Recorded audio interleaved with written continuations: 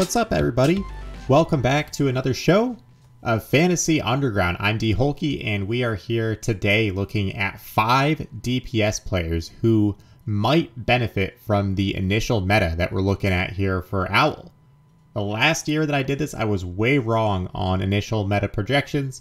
Maybe this year treats me better, maybe it doesn't. I'm kind of taking a shot in the dark here, but I think there's a few good takeaways from it. So before we roll into the clips this time around, finally back to some highlights, I did want to say a quick thank you for everybody who joined the fantasy leagues I advertised on last week's show.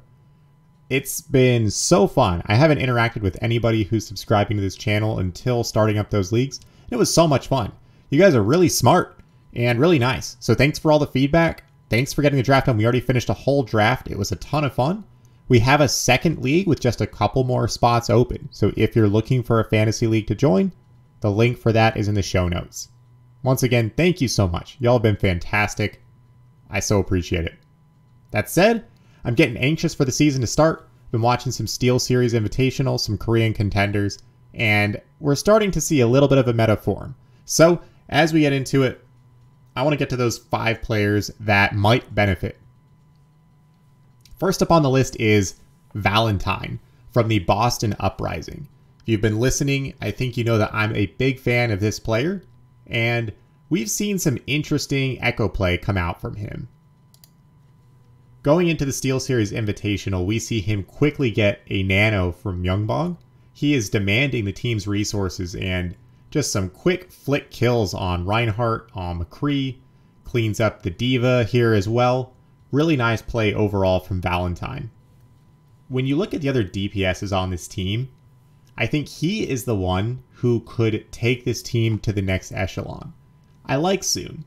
I like IM37. And you know, to be honest, Color Hex isn't terrible either.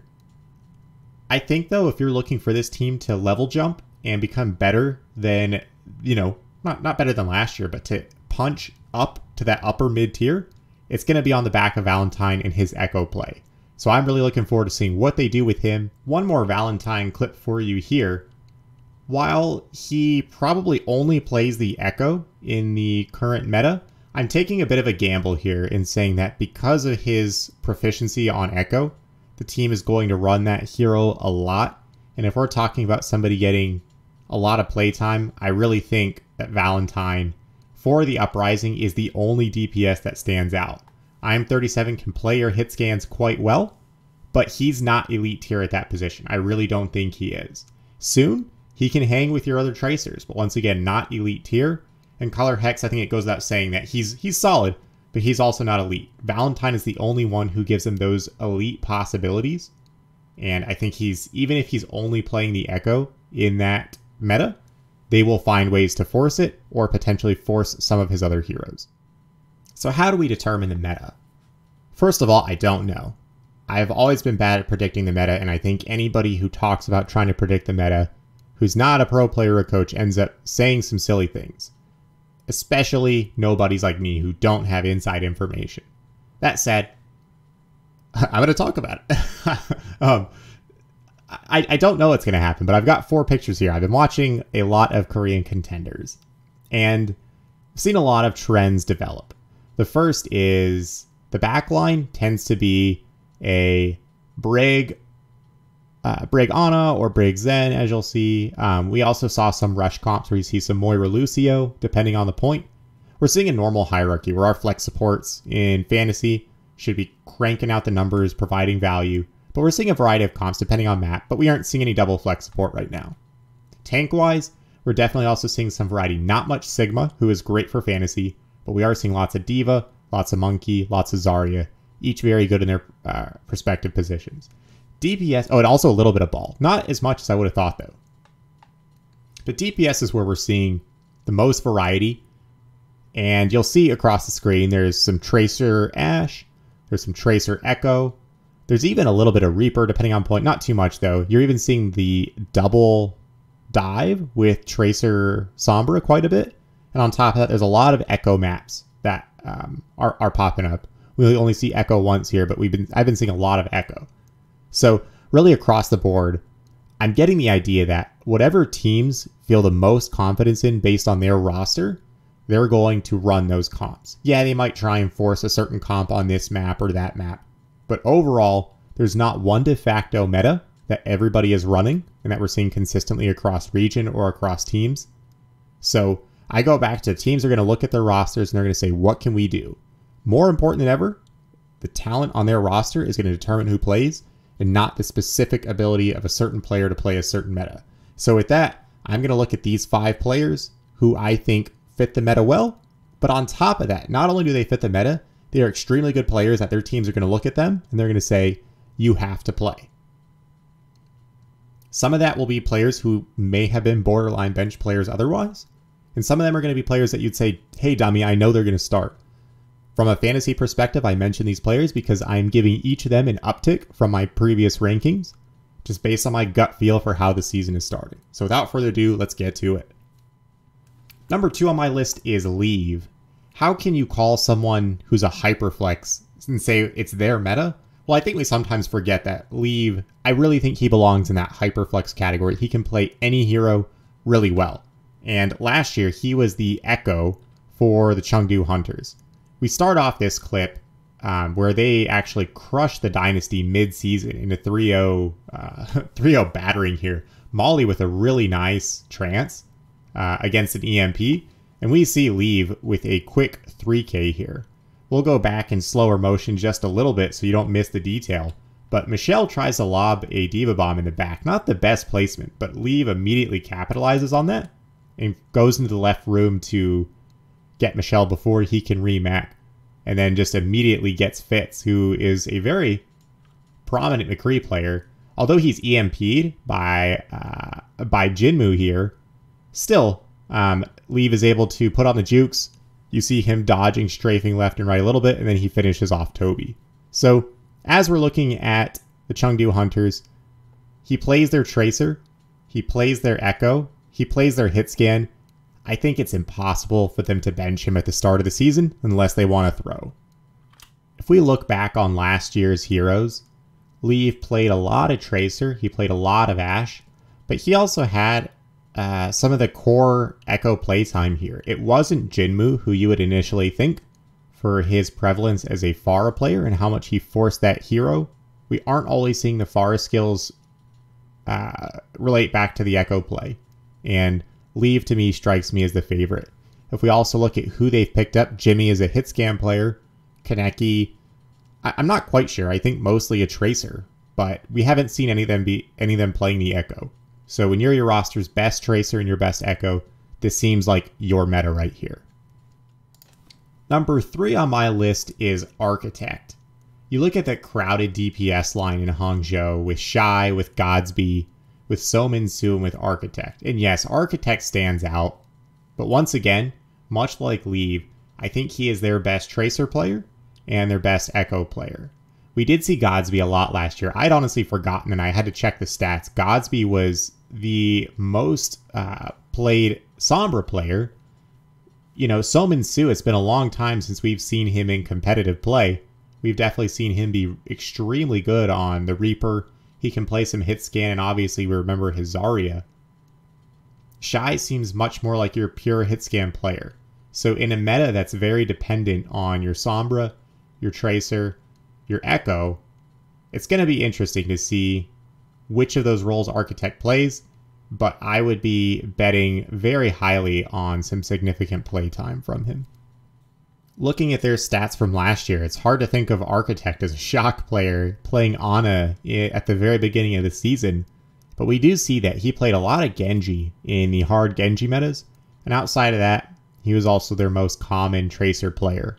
Adora actually played a lot of the Echo, but in looking back at some of my notes from last year, I always preferred Architect's Echo in his smaller sample sizes to Adora, and I think he is the de facto Echo player on this team. Can't wait to see what he does in the first May Melee here.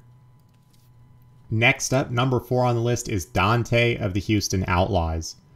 Yes, we all love Rascal. We're excited to see him back, but Dante is not. He melts Rascal in the 1v1 Echo duel, not even close.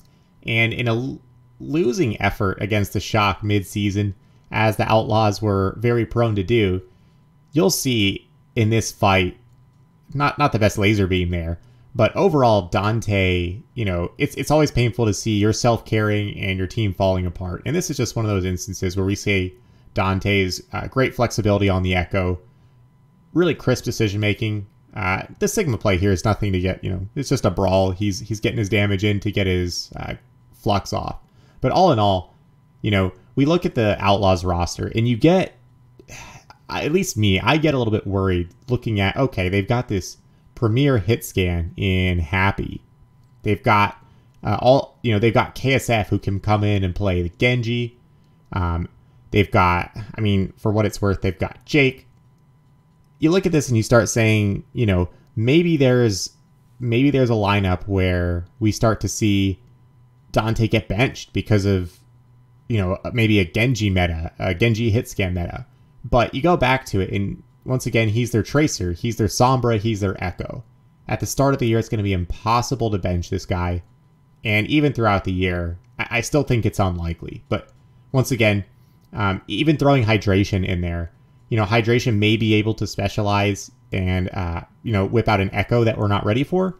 But you can bet that if that happens, Dante will be playing the Tracer Sombra alongside. So overall, yeah, we're expecting Dante to play. This guy's so good, though, that you really just have to, you know, you have to have him in the lineup. And I don't think anything I'm saying you would disagree with. But what I'm saying is don't worry about the other players on this roster at the start of the season. They cannot take Dante out. And once again, if they do, I think it's an L coming for him. Taking just a quick look at the stats, this meta is made for Dante. He's got the Tracer play lined up here. He's got the Sombra. He's got the Echo on lockdown for the Outlaws last year. I don't think that they're bringing in Happy. They're bringing in KSF or returning Hydration. Comes at a risk of any of those heroes, each of which are prime for the current projected meta. Number 5 and last on the list, we have... Who do we have? We have Feather. How could I forget? The more I watch this kid, the more excited I get about his prospects in the Overwatch League. He gets a double kill here, and we'll go to another clip momentarily, where we see a Diva Bomb from Bianca setting the stage here for what's a brawl and a hectic fight. Yes, you know, in previous videos I've shown Feather and said, yeah, this guy can play the Tracer. We know he can. Also the Echo. And this clip is of him on the Tracer. He's up against, at least in this particular clip, we don't have Eileen on the Tracer. In the previous one that we did. But I thought he was good at the Tracer, but he's hanging with the likes of Eileen on the hero. And, you know, Eileen is one of my absolute favorite Tracers. I think very underrated at the position. And just, you know, one of those people that when you think Elite Tracers, you don't think Eileen, but I do rate him that highly. But if we go back, you see some really strong, you know, tracking at 0.5 speed, really strong tracking mechanics there on the Winston, and overall just amazing ability usage, strong mechanics, everything that you like to see from a Tracer player. So every time I watch this kid, I'm more and more impressed, and I think you look at the NYXL lineup, and you think, man, this is a mess. You listen to Plat Chat, and they talk about how much they love having all these rookie DPSs along with Ivy. I look at Ivy and Feather's hero pools, and I say, they're too similar. I think Feather's going to get benched. I guess that could happen, but once again, we're looking at a Tracer, Echo potential, both getting a lot of playtime. And I think he's looking like the Tracer, the best Tracer on his team. I think he might also be the best Echo, although Ivy's really good at the hero. It gives New York some possibilities to work with, and I think Feather is primed for a really strong start to the year. I'm still waiting for the official Scrimbuck stock exchange, but hearing good things about NYXL, and while I always take those with a grain of salt, I'm loving what I'm seeing from this kid. Thanks so much for tuning in today. That's all I got for you. Another shorter series of clips here. As we get closer to the season, my patience is running out. Probably have some shorter videos, watch a little bit less Overwatch, starve myself a little bit just before the season starts. As I mentioned at the top, if you are looking for another fantasy league to join, look at the show notes and I've got a link to the Draftbuff League that has just a couple spots open. So, would love to have you, and if not, no worries. I know fantasy isn't for everybody.